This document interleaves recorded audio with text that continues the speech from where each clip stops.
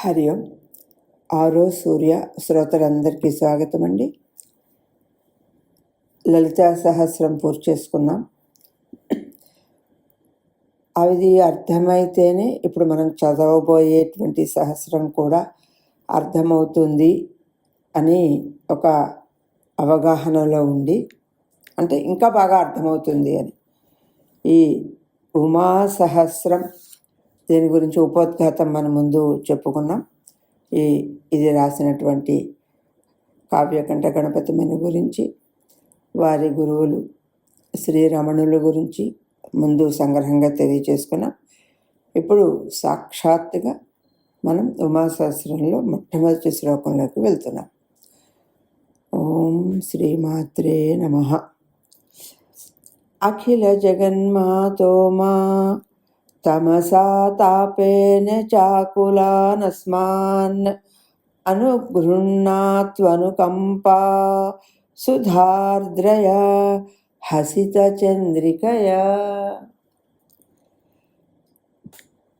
అత్ర మనకి ఏం చెప్తున్నారండి అంటే, అఖిల జగన్మాత ఉమా తమసా తాపేన చ ఆకులాన్ అస్మాన్ అనుగృహ్ణాతు అనుకంపాసుధార్ద్రయ హసిత చంద్రికయా.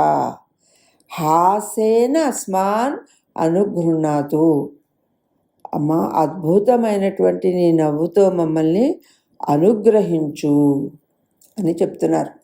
నవ్వుతో అనుగ్రహించు అంటే ఏంటండి అంటే, ముందు అసలు నవ్వు అనేటువంటిది ఒక అమ్మ నవ్వనండి, ఒక స్నేహితుల నవ్వనండి, అది చాలా మనని దగ్గరికి చేరుస్తుంది.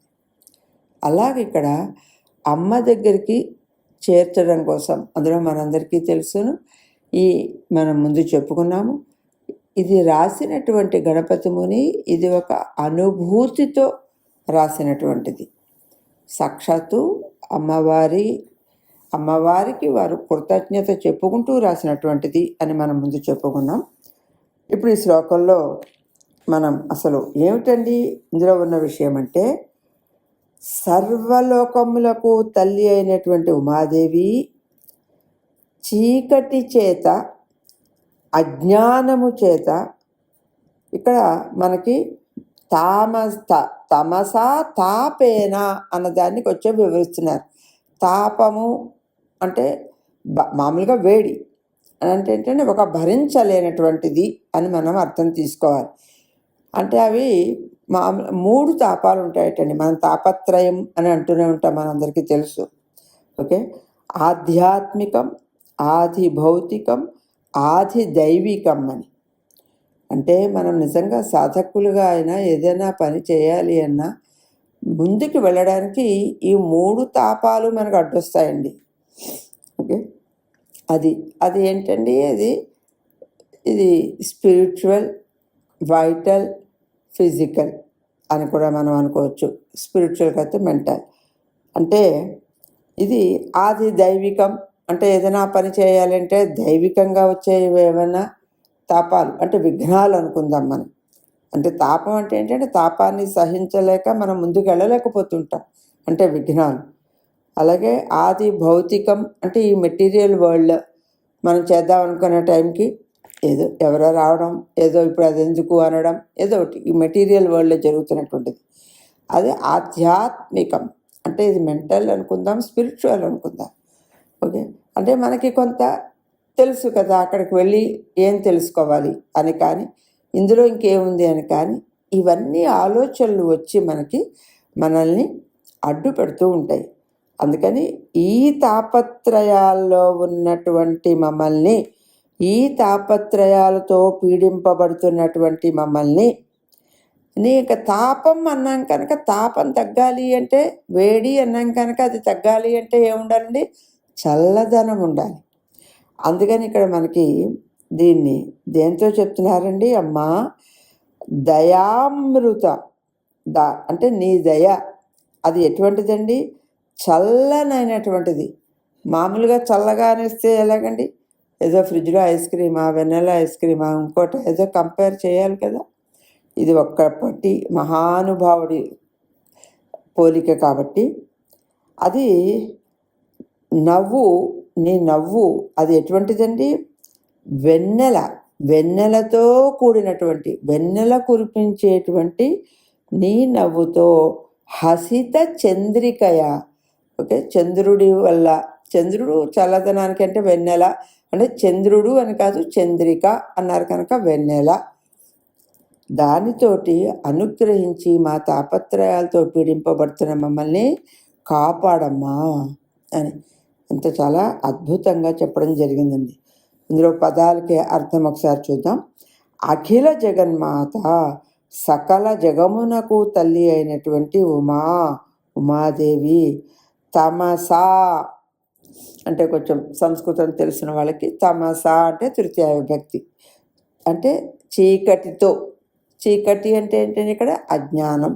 ఓకే, అయితే తాపేనాచ అంటే వివిధములైనటువంటి తాపాలు, అంటే మనం వేడి లేకపోతే మనకి వస్తున్నటువంటి విఘ్నాలు.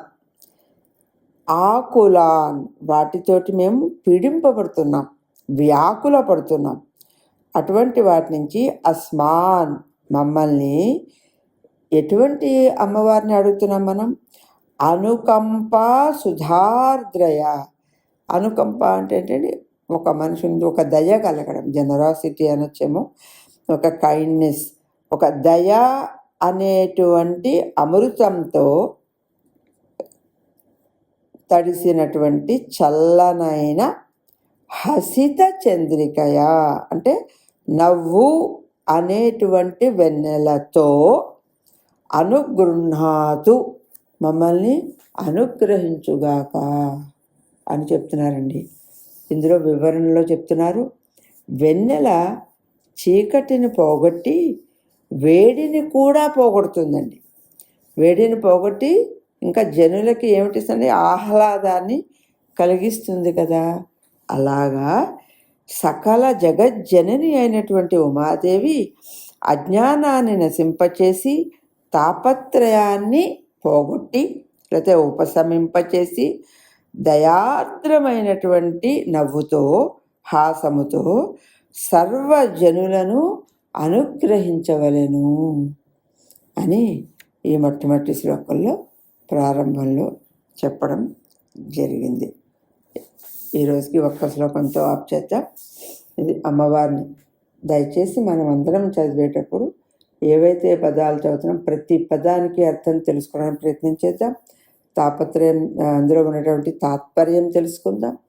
దాంట్లో ఏమైనా విశేషణమైనటువంటి అర్థాలు ఏమైనా ఉంటే అవి మనం తెలుసుకుంటూ ముందుకి వెళ్ళడానికి ప్రయత్నం చేద్దాం. స్వస్తి. సర్వం శ్రీమాత్రే శ్రీమాతుః సమర్పణం భవతు.